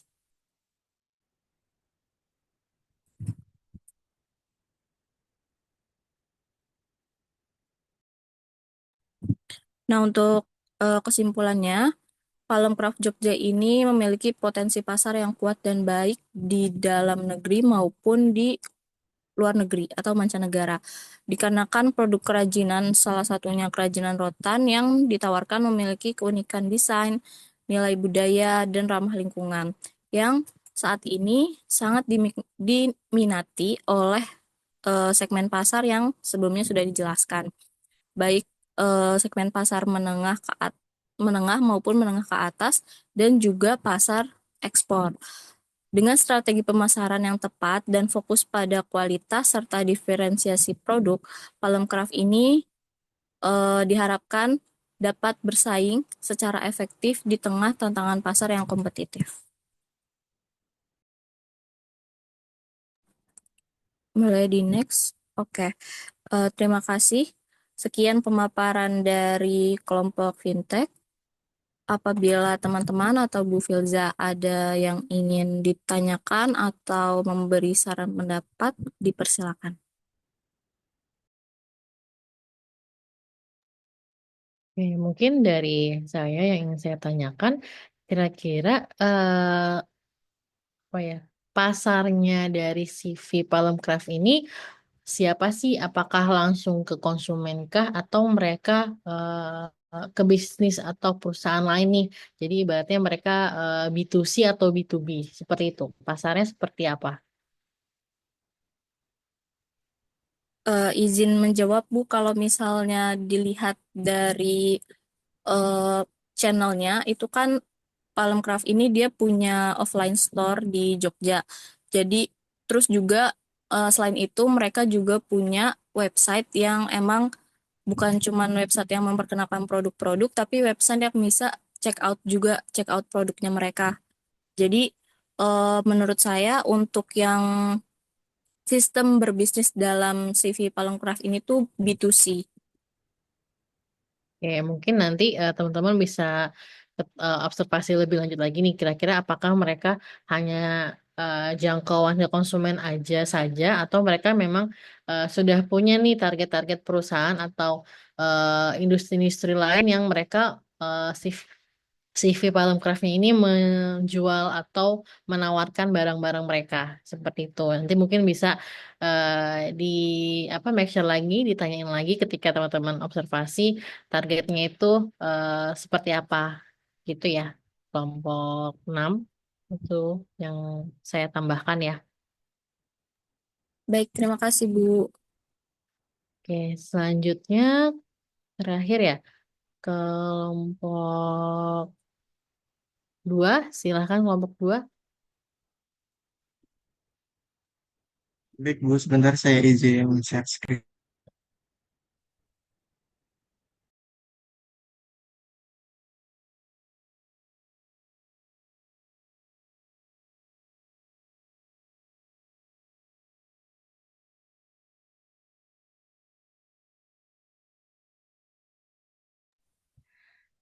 Baik, Assalamualaikum warahmatullahi wabarakatuh. Selamat siang, Bu Filza dan teman-teman semua.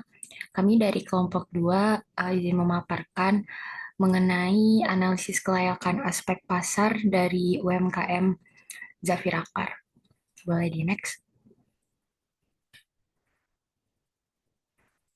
Di sini aspek pasar yang pertama kita membaginya menjadi uh, merangkumnya menjadi analisis STP.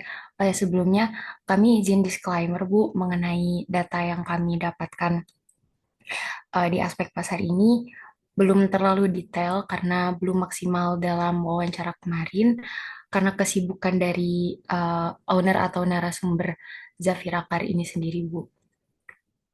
Gitu, oke. Mungkin langsung aja yang pertama ini ada segmentasi pasarnya. Dari aspek geografisnya ada wisatawan dari luar Bandung seperti Jakarta, Bekasi, Tangerang, Karawang, dan wisata lokal atau warga Bandung itu sendiri. Lalu untuk demografisnya, pelanggan atau konsumen dengan usia 25-50 tahun, lalu ada keluarga, komunitas, atau perusahaan yang membutuhkan jasa kendaraan untuk trip kantor atau gathering. Untuk aspek psikografis, yang pertama orang yang lebih nyaman reservasi melalui chat via WhatsApp, lalu lebih percaya booking dari rekomendasi personal atau koneksi LinkedIn misalnya untuk perusahaan, lalu cenderung tidak terlalu mengikuti tren media sosial visual seperti Instagram atau TikTok, tapi lebih suka komunikasi langsung dan layanan cepat.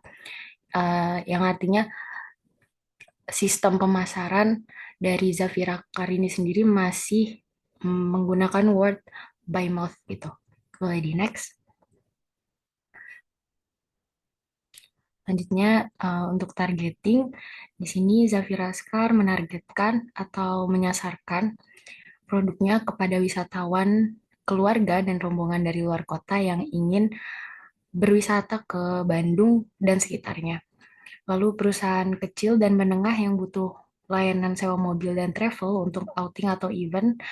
Dan yang terakhir konsumen usia 25-50 tahun yang masih aktif di WhatsApp dan LinkedIn atau media sosial lainnya seperti Facebook gitu ya. Dan untuk positioningnya sendiri di sini Zafira Car sendiri adalah penyedia layanan travel dan sewa mobil di Bandung yang mengutamakan kemudahan reservasi personal lewat WhatsApp, layanan nyaman, dan paket wisata yang terpercaya. Selanjutnya akan dijelaskan oleh rekan saya. Baik, selanjutnya di sini ada aspek dasar mengenai analisis SWOT. Yang pertama itu ada aspek strength atau kekuatan. Jadi kita menganalisis kelebihan daripada pesaing lain, yaitu yang pertama ada menawarkan paket wisata khusus Bandung, yang mana kita bisa jadi spesialis dan lebih kayak mendalam dalam menawarkan pengalaman wisata di kota Bandung itu tersendiri. Jadi kalau misalnya ada konsumen yang pengen berwisata di Bandung khususnya, itu langsung bisa kayak misalnya kepikiran untuk menghubungi Zafira Car itu tersendiri.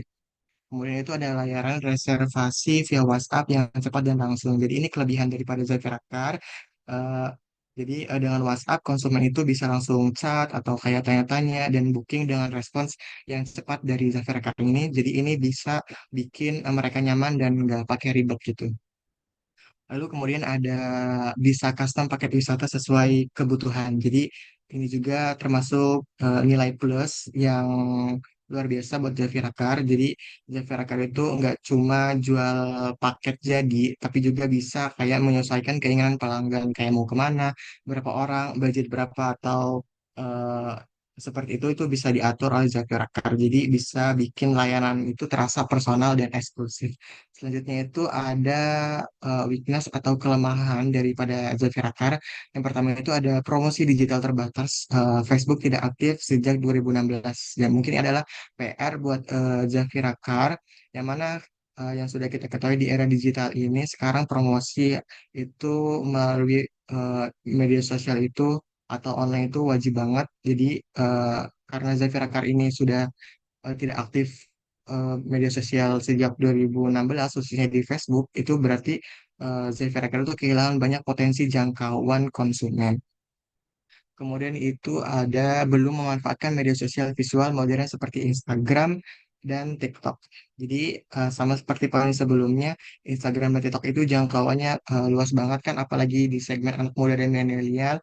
Jadi kalau kita nggak, mungkin Jafira Card ini nggak punya platform Instagram dan TikTok, mungkin mereka bakal ketinggalan atau eh, ya ketinggalan dari pesaing lain yang sudah ada media sosial visual seperti Instagram dan TikTok. Kemudian itu ada minim brand awareness di segmen wisatawan muda.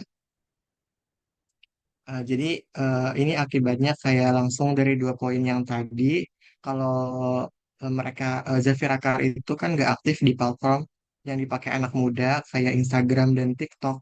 Em, Mungkin ya bakal wisatawan muda ini sedikit mengetahui tentang Zafira Car itu, karena kan Zafira Car ini tidak menggunakan Instagram dan TikTok, yang mana Instagram dan TikTok ini banyak banget dipakai di kalangan eh, wisatawan muda atau milenial itu.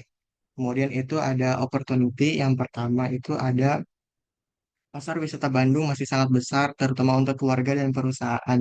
Jadi dari keluarga yang mau liburan santai atau sampai perusahaan yang butuh paket outing atau gathering, itu Jafera Car memiliki permintaan yang sangat tinggi. Jadi ini kesempatan buat Jafira Car untuk menjadi kayak pemain utama di hal tersebut, karena permintaan yang sangat besar itu, kayak ke keluarga yang ingin liburan santai ataupun perusahaan yang mau outing, sekedar outing atau gathering. Kemudian yang kedua itu ada peluang kerjasama dengan hotel, villa, EO, dan komunitas atau perusahaan. Ini bisa disebut win-win solution. Dengan collaboration, mereka bisa saling menguntungkan. Kayak misalnya EO bisa pakai jasa transportasi kita nih untuk event mereka. Dan kayak misalnya komunitas atau perusahaan bisa jadi pelanggan tetap untuk kebutuhan trip mereka, trip Zafira Car. Jadi jaringan Zafira Car ini bisa bertambah luas. Ini mungkin peluang besar buat jasa layanan Zafira Car. Kemudian yang terakhir itu ada threat atau ancaman. Yang pertama itu ada persaingan ketat dengan travel agency modern yang aktif di media sosial visual. Jadi tadi kan kita Zafira Car ini nggak punya media sosial visual seperti Instagram dan TikTok. Mungkin ini ancaman bagi salah satu ancaman bagi Zafira Car, karena banyak kompetitor baru yang agresif banget di Instagram dan TikTok dengan konten-konten menarik. Jadi mungkin Zafira Car ini bisa kalah saing dengan kompetitor lain. Ini mungkin salah satu ancamannya. Kemudian selanjutnya itu ada perubahan tren promosi wisata yang mengarah ke platform visual. Dulu mungkin kayak misalnya promosi itu melalui brosur atau website, karena sekarang zamannya sudah beda, jadi orang butuh lihat gambar dan video yang bagus bagaimana layanan jasa Zafira Car ini untuk paket bundling seperti wisata atau hotelnya seperti apa. Mungkin ini ancaman juga bagi Zafira Car, karena memang sedikitnya tren promosi wisata yang mengarah ke platform visual. Karena Zafira Car ini tidak menggunakan media sosial Instagram dan TikTok. Selanjutnya ada aspek pasar mengenai perilaku konsumen. Jadi konsumen ini saat ini mungkin cenderung melakukan reservasi terlebih dahulu melalui media sosial seperti WhatsApp yang langsung bisa tanya-tanya hal apapun baik untuk kebutuhan harian, mingguan maupun saat musim liburan. Nah, jadi keputusan pembelian mereka itu sangat dipengaruhi oleh tiga faktor utama yaitu ulasan pelanggan, harga dan yang tidak kalah penting juga adalah kemudian proses pemesanan pada layanan jasa Zafira Car. Mungkin cukup sekian sedikit dari presentasi kami mengenai aspek pasar. Mungkin saya kembalikan kepada Bu Filza. Terima kasih.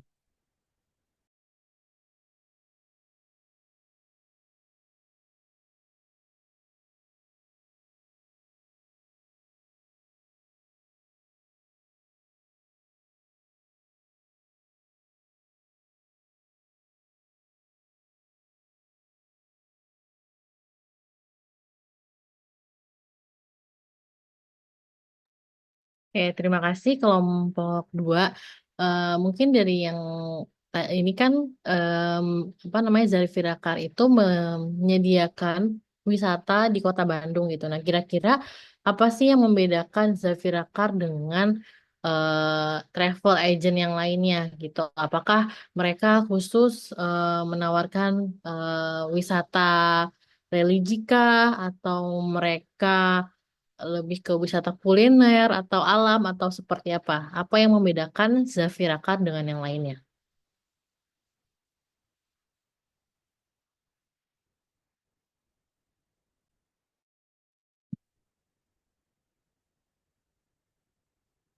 Ibu, setahu kami Zafira Car ini mereka menyediakan di berbagai aspek gitu, Bu. Di apa namanya, di bidang kuliner iya, lalu di bidang pariwisata alam iya, dan di pokoknya kayak udah satu paket perjalanan gitu. Dan mungkin yang membedakan eh apa ya, mungkin lebih private aja kali ya Bu, karena kan sistem pemasarannya ini Zafira Car masih word by mouth atau dari kenalan ke kenalan yang lain gitu Bu. Mungkin itu sih Bu.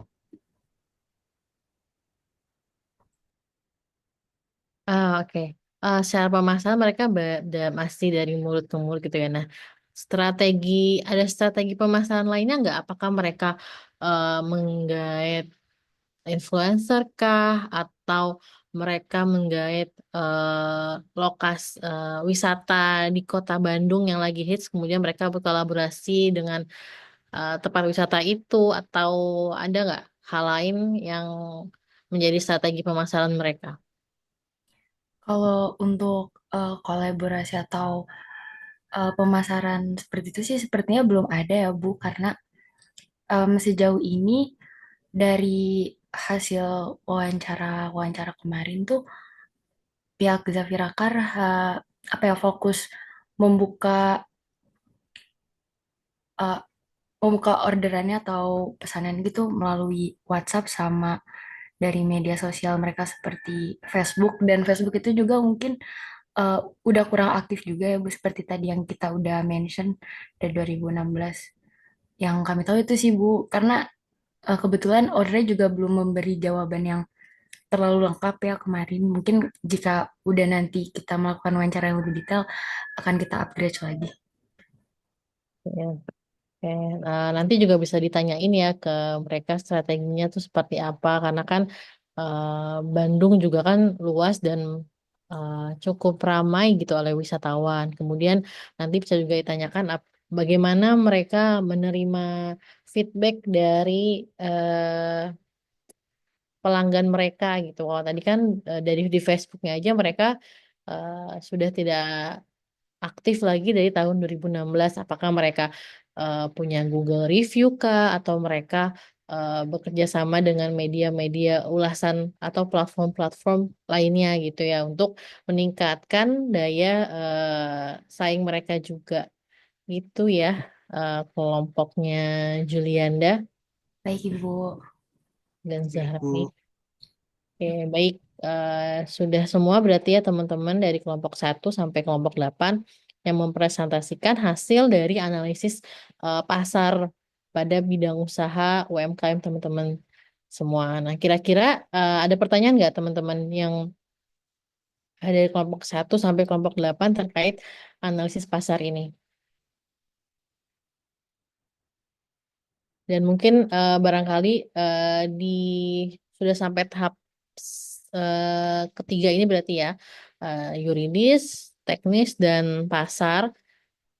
Itu teman-teman ada yang mengalami kesulitan tidak? Kalau tadi kan dari kelompok 2 ya mereka mungkin belum maksimal gitu melakukan observasinya karena kendala komunikasi dari pihak UMKM-nya mungkin sibuk, lagi banyak apa namanya lagi peak season kah, jadi sulit gitu berkomunikasi. Nah, kira-kira dari kelompok lain ada lagi nggak ada hal lain yang teman-teman merasa kesulitan atau tidak? Izin Bu, kalau misalnya kan kayak yang dari Maya itu, dia promosinya masih kurang ya Bu, karena dia lagi masih sibuk magang. Nah, kan kalau kayak gitu misalnya kita buat wawancara lagi tuh kayak masih belum pasti ada gitu Bu. Nah, tadi kan sama Ibu dikasih coba ditanyakan lagi sama gitu ya Bu. Nah, kalau mereka masih slow respon itu nanti kayak gimana Bu solusinya? Oke, untuk Maya ini dia dikelolanya oleh mahasiswa semua ya, sepenuhnya ya. Iya Bu. Mahasiswa aktif semua Iya, semester 6 Bu. semester 6, semester 6. Apa namanya? Kemudian mereka tuh UMKM-nya UMKM yang sudah memang baru baru berjalan berapa lama sih Maya ini? Mereka tuh udah ada dari Oktober 2024, Bu. Cuma saat ini tuh UMKM-nya udah terdaftar di PT Perorangan, udah punya NIB juga, oh, terus NPWP juga. Emang udah berjalan, cuma emang kalau sekarang komunikasinya sih Bu masih Hmm. gimana kayak nggak sesering balas chat gitu pas respon. Mereka mahasiswa FEB berarti ya? Iya Bu, dari manajemen. Hmm. Ownernya hanya satu atau banyak? Karena kan mungkin bisa teman-teman bisa komunikasikan. Biasa ini kan Maya berarti base UMKM yang terbentuk dari tim ya, tim. Nah mungkin Dea dan teman-teman bisa komunikasikan ke anggota-anggota atau owner-ownernya si pembentuk Maya ini ya, gitu. Jadi mungkin jangan satu orang saja gitu. Jadi bisa dikomunikasikan kembali gitu apakah mereka bersedia untuk meminta waktu atau misalkan kalau mereka hanya bisa 1 kali waktu nggak apa-apa nanti kelompok kalian menyiapkan beberapa pertanyaan berbagai aspek-aspek yang teman-teman mau tanyakan kepada mereka, jadi coba dikomunikasi dulu aja deh ya. Oke, baik, terima kasih banyak Bu. Ya, karena kalau misalkan mau mengganti pun ya terserah sih mau diganti atau enggak. Cuman kan butuh waktu lagi ya nanti entah UMKM-nya nanti sulit juga kan kita nggak tahu. Tapi kayak ini sama-sama mahasiswa mungkin bisa dikomunikasikan lebih baiknya tuh seperti apa sih gitu. Oke, baik Bu. Terima kasih. Oke, terima kasih. Yang lain ada pertanyaan teman-teman? Ada yang mulai kesulitan juga nggak? Belum ada Bu. Oke, ini saya juga saya cek tadi ya di Google Drive ini yang baru apa namanya mengupload gitu ya terkait aspek pasar ini hanya baru 1 kelompok. Yang minggu lalu juga baru hanya 3 kelompok ya. Mungkin teman-teman yang lain bisa upload di Google Drive gitu ya. Tujuannya adalah biar teman-teman kelompok lain itu yang apa namanya ingin belajar, ingin mengetahui kira-kira aspek pasar dari bidang usaha lain itu tuh seperti apa sih bidang, karena kan beda-beda dari manufaktur tadi kita tahu mereka secara positioning, target dan segmentasi mereka sudah punya kejelasan, sedangkan kalau misalkan untuk bidang jasa otomotif ternyata mereka masih belum, misalkan secara keamanan mereka belum apa namanya memikirkan atau terdeskripsikan dengan baik. Nah, itu teman-teman yang lain bisa mengetahuinya seperti itu. Dan untuk minggu depan teman-teman membahas hasil aspek finansial ya kalau nggak salah. Ya, aspek finansial. Nah, di sini untuk aspek finansial mungkin beberapa UMKM yang belum men-share apa namanya laporan mereka itu nggak apa-apa. Jadi untuk minggu depan mungkin dibuat simpel aja. Misalkan kalau UMKM-nya memang punya laba sekian, untung sekian, teman-teman bisa sampaikan secara seperti itu aja. Dan misalkan UMKM-nya tidak mau memberikannya itu apa namanya nggak apa-apa. Jadi untuk minggu depan tuh nggak apa-apa teman-teman sampaikan dulu aja yang teman-teman punya. Dan kalau misalkan UMKM itu kan banyak bukan banyak, beberapa mungkin mereka belum memiliki laporan keuangan yang bagus. Nah, itu teman-teman bisa sampaikan bagaimana sih laporan keuangan yang bagus untuk bidang usaha mereka tuh seperti itu. Jadi, tanpa perlu teman-teman eh, membuat apa namanya mengada-ada gitu misalkan Maya nih ternyata belum punya tapi kelompoknya Dea misalkan memaparkan apa namanya laporan keuangannya itu jangan sampai jadi laporkan seadanya aja pun kalau misalkan mereka tidak mau memberikan teman-teman bisa apa namanya mengambil contoh apa namanya laporan keuangan dari bidang usaha yang sama. Misalkan yang tadi yang jasa di sini mereka belum punya. Nah, sedangkan ada kompetitor lain yang punya laporan finansialnya itu lebih bagus. Nah, itu teman-teman bisa sampaikan di hasil analisis aspek finansial minggu depan.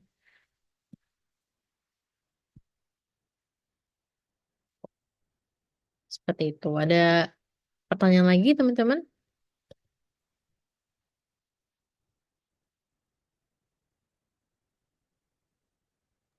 Mungkin kayaknya belum ada, Bu.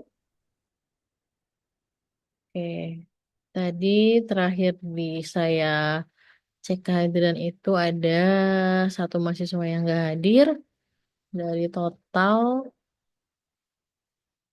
Oke, nggak apa-apa. Oke, teman-teman, sampai ketemu minggu depan di kelas offline, insya Allah. Semoga teman-teman diberikan kesehatan untuk kita bertemu kembali. Saya akhiri teman-teman atas waktu dan kesempatan. Terima kasih. Wassalamualaikum warahmatullahi wabarakatuh. Waalaikumsalam warahmatullahi Waalaikumsalam warahmatullahi wabarakatuh. Waalaikumsalam Terima warahmatullahi kasih ya, Bu. wabarakatuh. wabarakatuh. Terima kasih, Bu.